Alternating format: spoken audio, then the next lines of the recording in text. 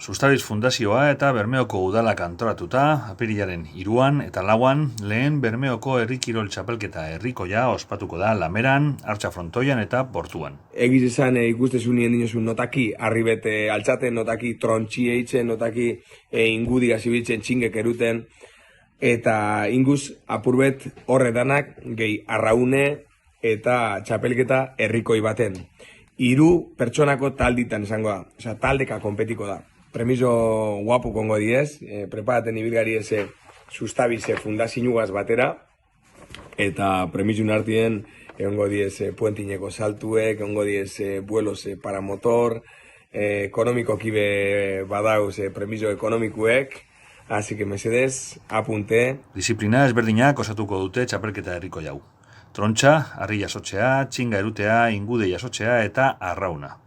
Apirilaren 3 entrenamenduak hasiko dira eta 4 txapelketa hasiko da 2 kategoriatan.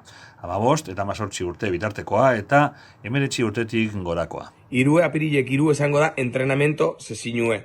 Esplikeko da zelan altxabiden, arrize, zelan erunbidizen, txingek, trontxizena ditzen dan. Hori dana eta lauien ja akaraperro, ez daulagunik. Esango da, fase klasifikatoria, egingo diez honek danak, eta gero, semifinalatan esango da arraune, azken, lau ekipo hobienak jungo diz semifinalatara, eta ingo da arrauneko proba bat, eta gero, la gran final.